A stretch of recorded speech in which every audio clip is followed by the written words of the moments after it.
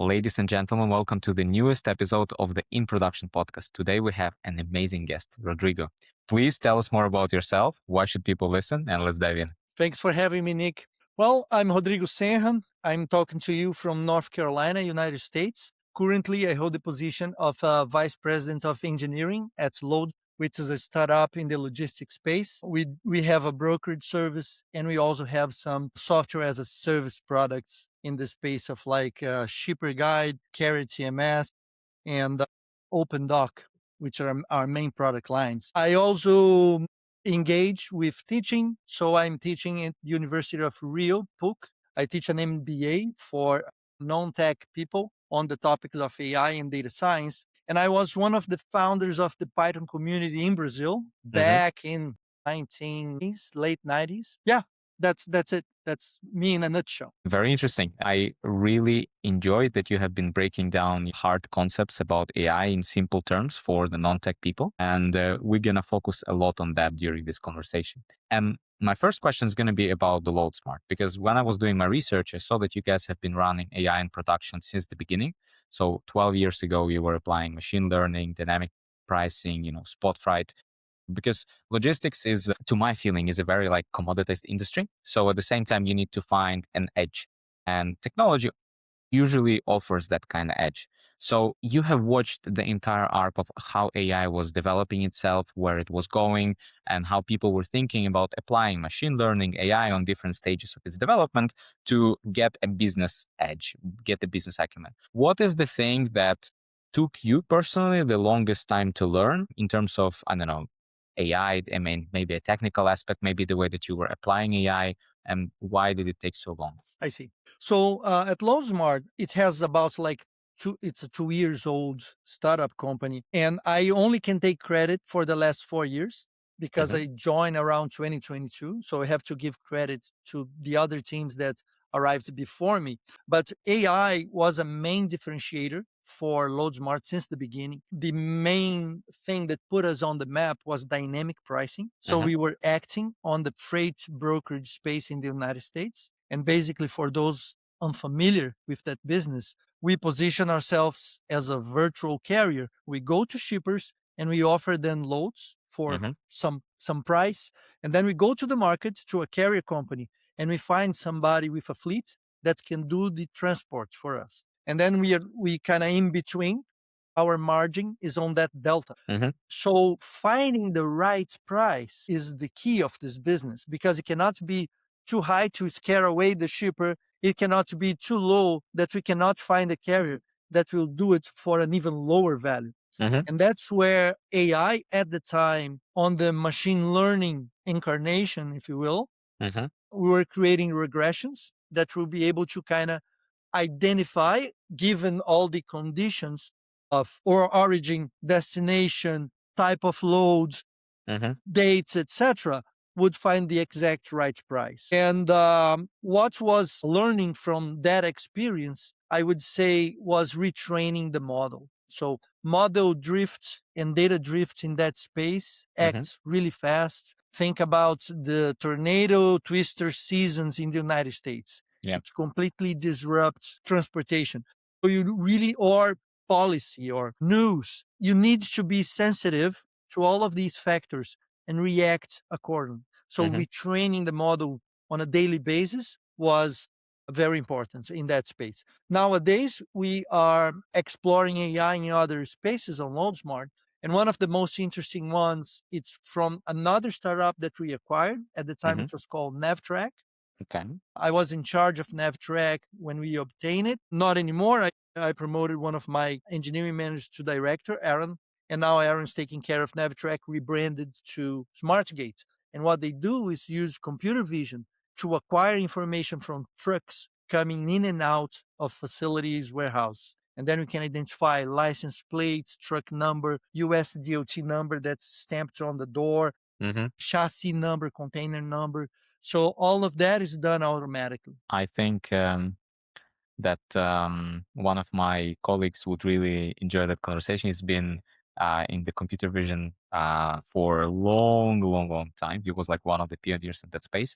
And it's very nice because right now when you like really AI as a tech is very capable. Yes. And what you mentioned about fine tuning, it's really like when you're fine tuning the model is actually getting the best results. So I Yes. couldn't agree more. And at the same time, I mean, what you described about yourself, that you have been doing so much, you are teaching and you're having the full-time position and you're doing this and doing that, and what you just described, there should be a cost somewhere. Like Yes. it's obvious. Like not everybody's doing so many activities as you are doing. So I'm curious, what are you giving up? So you're gaining that kind of activity, you're gaining, and what are you actually gaining for being such an active person and engaging in so many different fields? Got it. That's a great question, Nick. Well, the higher the cost was in the beginning of my career. When I was in my undergraduate course, I took a computer engineering course from 1992 to 1996. Hmm. At the time, the term computer engineer was something new because people in computing, they usually came as being an electrical engineer or a mathematician. They come from other fields. We Hmm. already had computer science by that time, but people wanted to create a new role that was able to merge traditional knowledge from engineering with physics, chemistry, material resistance, those traditional engineering disciplines, Hmm. and the traditional disciplines from computer science, data structures, databases, compilers, theory of computation, complexity, those things, and merge them into a single professional that could navigate on those spaces. So that was the course that I took at the time. Soon after that, we had other courses such as like a mechatronics engineer Hmm. and things like that. But I decided that to differentiate myself in the market, I would try to have a parallel career. One, continue the academic path. So I immediately after graduation, I enrolled with the research groups at Unicamp and did Hmm. my master thesis, and then I did my PhD. So I kept my academic career, but at the same time, I was already working on the industry. So I Hmm. negotiated with my employer, which was a small company at the time, like 5 people, really tiny, to work half time. So working half time in the industry, half time in academia. Hmm.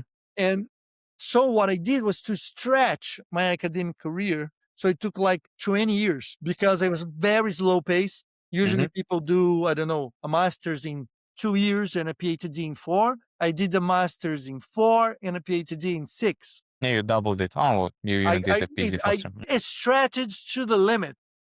But that was a very positive outcome because I was in touch with research. I had access to all the resources at the university. I was able to bring things that were starting to pop up in the academic circles and put that in practice in the industry. At Hmm. the same time, I was able to ground some of the projects in academia with experience from programming languages and tooling and engineering best practices. So Hmm. it was really interesting. The cost that you asked me about was postponing my social life. So I married late, I had a kid late because during those early years I was like completely focused on All in. computing. I see. Well, that's a little bit sad, but I would love to also ask you one more question. I think there's going to be a very good insight for the listeners and for the viewers. So, once you are sitting in the chair of MBA and you're teaching it and you're talking to non technical executives, Mhm. I get a feeling that they can ask you more questions and they can ask those questions more openly rather than your customers or maybe your own teammates. So sometimes when person doesn't understand something, they're just gonna say, "All right, yeah, okay, that's," and then they move on, and you never even learn if you're on the same page with the person or not. So in your experience, what are the common fundamentals that a lot of people don't really know, but Mhm. they should actually know about them, but Right. they don't have the courage, or maybe they're not in the right environment to ask those questions to you? This is a great question. So the main advantage of being teaching the fundamentals of data science and computer science and AI to non-tech people is to be able to get empathy and put yourself on their shoes and understand things that may be obvious to us and they will misinterpret or Hmm. simply not be able to follow up. There is a little bit of the Dunning-Kruger effect. Some people that don't know what they don't know, and maybe you can help build that bridge. Hmm. Some examples, we all have fundamentals of math. But one very concrete case is, in a recent case, I was engaging with one of the executives, and that executive in particular was criticizing a mismatch between two dashboards. Mm-hmm. And he was saying, okay, these dashboards are wrong because I see a metric here and there, and they should be the same, and they're not the same. And basically, one was a ratio of the average of metric A over the average of metric B, and the other one was the average of metric A over metric B.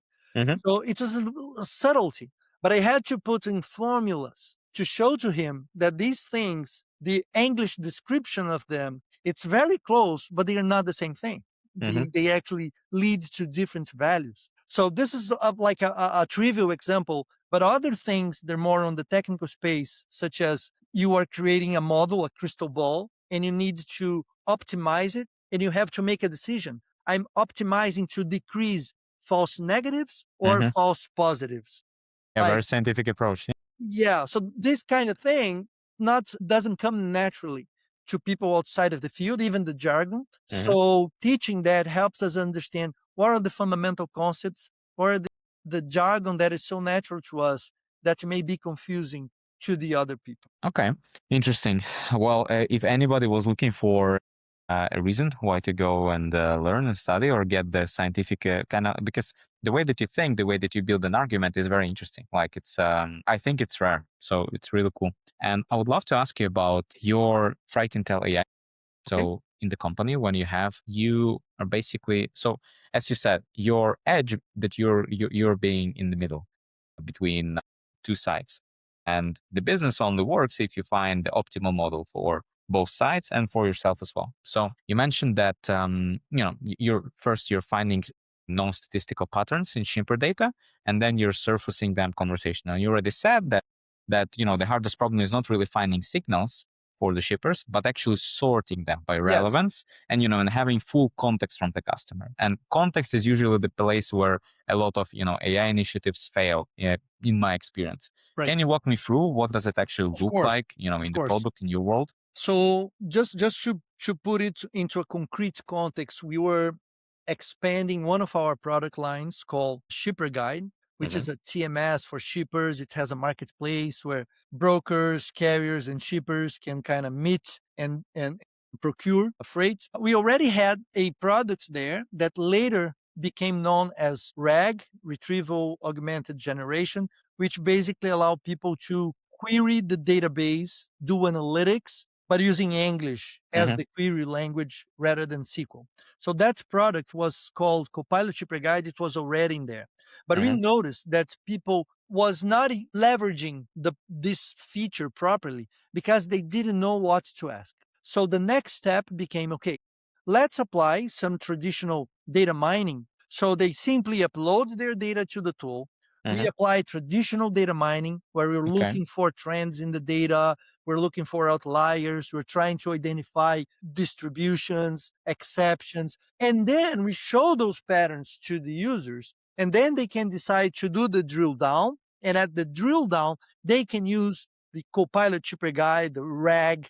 They can Mm-hmm. kind of Mm-hmm. Mm-hmm. query what we're surfacing very well. But when you apply lots and lots of pattern matching algorithms over extensive data, you find too many things. So that's where the sorting problem comes up. Mm-hmm. So we really need to understand from the context from the user what is relevant to them, what is actionable, what is tactical for them, or in terms of strategic leads, what they are looking at. If we give everything, it's too much, it's analysis paralysis. Mm-hmm. So that's where conversational interfaces and the power of large language models came into play again, Mm-hmm. because we can engage on Freight Intel AI with the shipper, which is our user, and we can ask them, we can say, what are you interested about? And then they can give us the context, what's relevant to them. And then we can interpret that and do the matching Mm-hmm. to the insights that we found, rank those insights, and give to them what's relevant first. Okay. So that is the key for Freight Intel AI. Pattern matching with conversation to sort according to priority of the user. And what if we look at it from a different angle? What if we look at it not as a signal from the user, but what if we look at as a signal from an operator? Because Okay. I speak to a lot of leaders that build transformational programs, different AI pilots. Mhm. And the thing that they keep noticing is that users can override. So you can give them, let's say, an AI recommendation, but they will often override or sometimes override based on their own decisions, based on the knowledge that they already have. And you already mentioned that this is a good relevant signal. It's living in their head, and you just need to extract it in a correct way.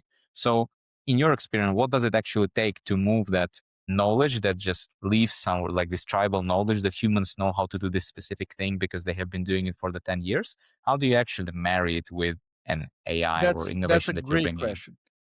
So when we start talking about the output of a model and the override from a human in the loop, we have a recursive problem in terms of who do we trust? Do we Hmm. trust more the model or do we trust more the human reviewer or human supervisor? And the answer, it's actually the maturity. So in time, there's a tendency for the model to be more reliant and more Hmm. trustworthy than the human operator, and in the beginning, the opposite. In the It's beginning, not.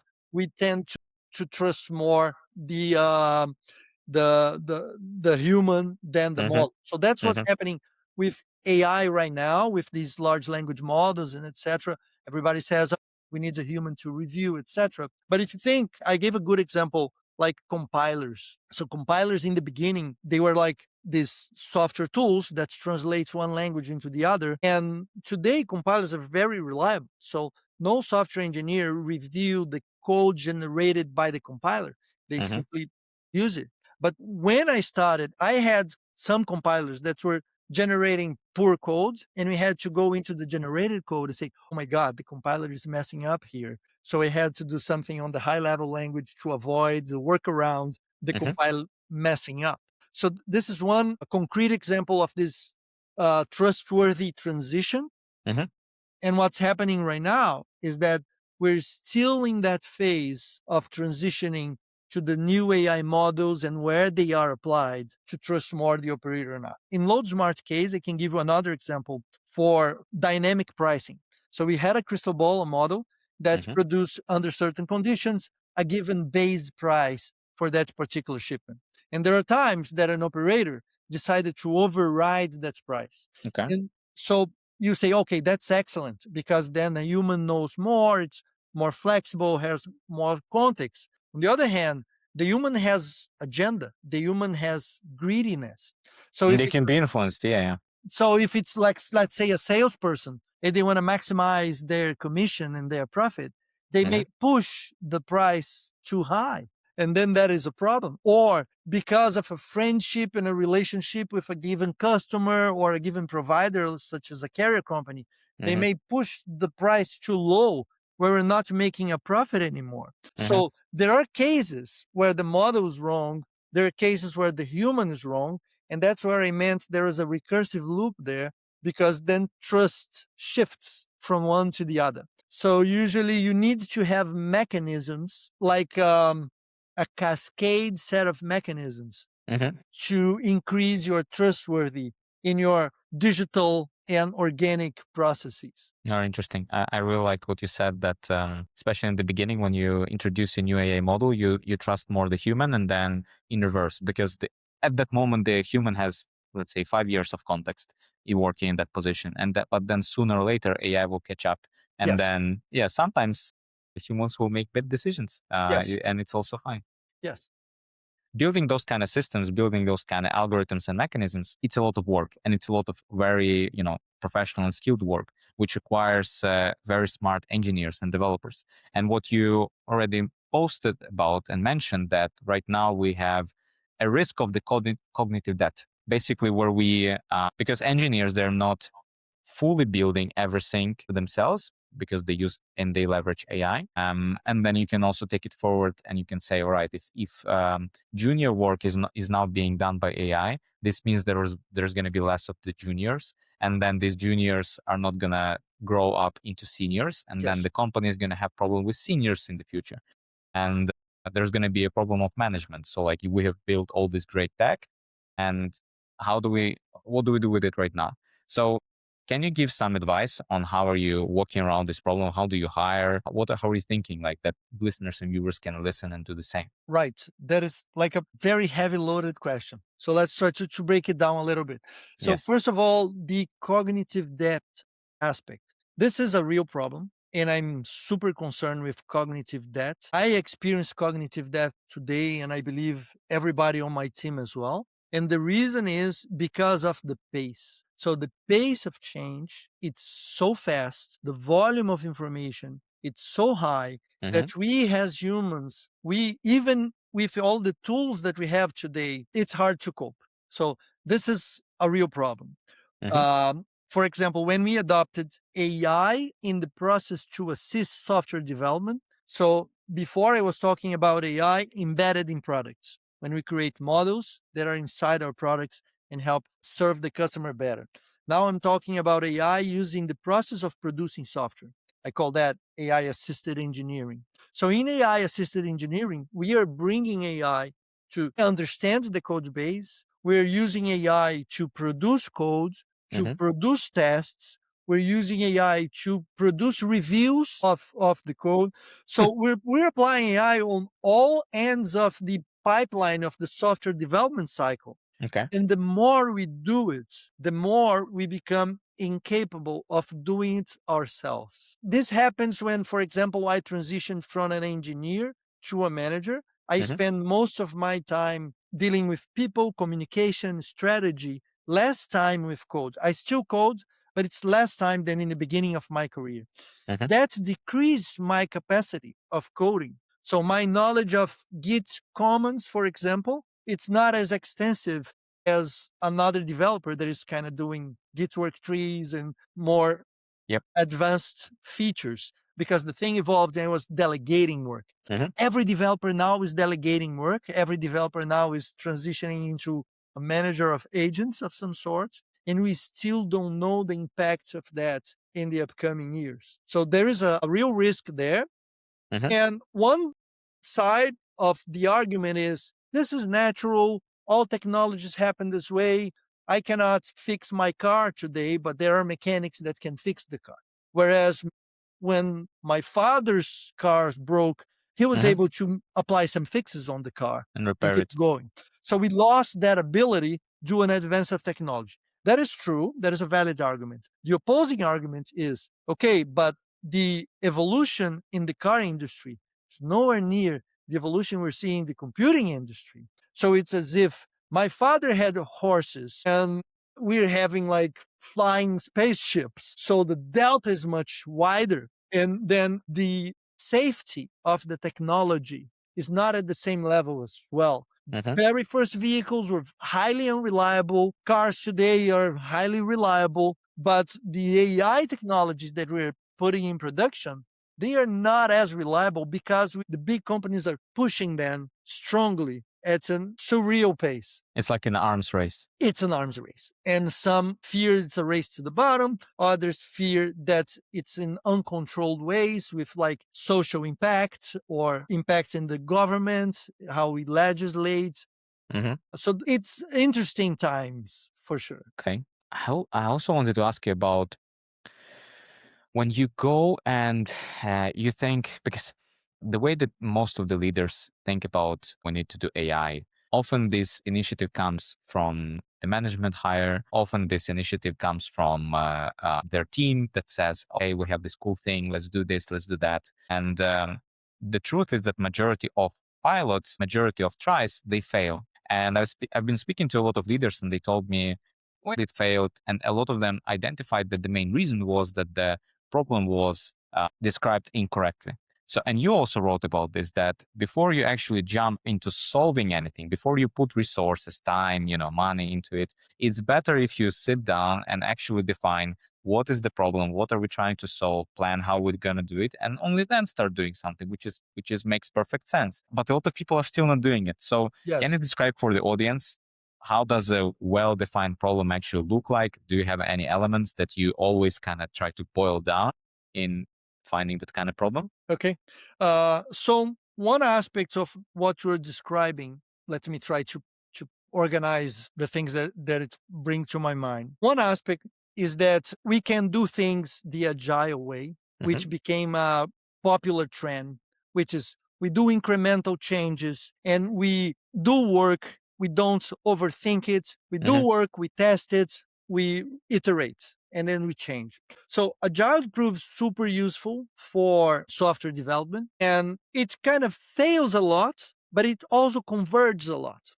So that is a good thing of the agile practice. On the other hand, agile doesn't optimize for future flexibility. Agile usually looks at the short term and the tiny Yeah. scope. And then what happens is that you do it an incremental way, but if the world changes too fast, that incremental way, you didn't optimize for flexibility. So if you converge in the wrong direction, then there is much more that you need to redo. So there is a trade off on two approaches. The traditional engineering approach before agile was the waterfall kind of thing. It was like, okay, forget about doing it. Let's think hard about the problem. Let's think deep about the problem. Let's try to understand, not in a depth first search, but in a breadth first search. Let's look at it wide before we go deep. And then you decide on a balance on flexibility and depth and for a purpose and be practical. So I think now we are being pushed towards rethinking that balance a little bit, especially because with AI, you can do lots of initiatives. If you think about AI as assisted engineering, vibe coding, you can delegate many different initiatives to try to code many different approaches in parallel. And then you decide on which one to take.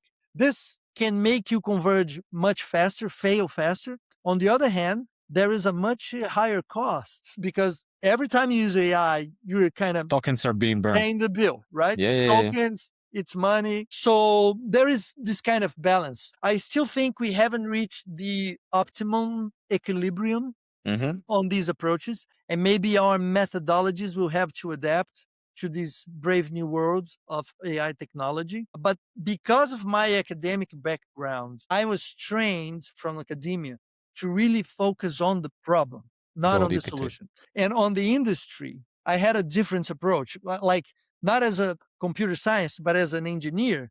I was really taught to, okay, get something running, get a prototype, do it first, reason later. And the scientist is think first, do it later. Yeah. So in my constitution, I'm always struggling between the computer scientist and the engineer. Yeah, like finding this middle ground. And I have a theory because I know so many people that they're being stuck in kind of like this perfectionist limbo where you want to perfect something and people can always say, no, just do it. Like, just throw it on the paper and then do the V1 and then do the iterations and then improve it. So I think that, the current way of working that you described, it evolved as a remedy against being overthinker because so many people cannot really manage themselves when they're thinking. They don't know when to stop and they never continue into practice. So now we went into opposite direction. First, we were fully into overthinking. Now we're fully into overdoing. So what you're describing is that we need to somehow find the balance between those two poles, and that's going to be the way for us to move forward. Agree. This is amazing. This was such a short conversation, to be honest. I don't know how we didn't catch up on time. I think we would definitely need to do the V2 of the podcast sooner or later. At your disposal for that. It was amazing. I really enjoyed having you on the podcast. If folks listening to this would love to get in touch with you, what's the best way for them to talk to you? Right. So you can find me on LinkedIn at Rod Senra. All my identities are Rod Senra. So it's my Gmail, it's my LinkedIn identity, ResearchGate. So all channels, Instagram. If you look for Rod Senra, that's we me. will reference them in the posts. Sounds good. It was a pleasure having you on the podcast. Thanks for having me, Nikki. It was a pleasure to join your show. Thank you. Cheers.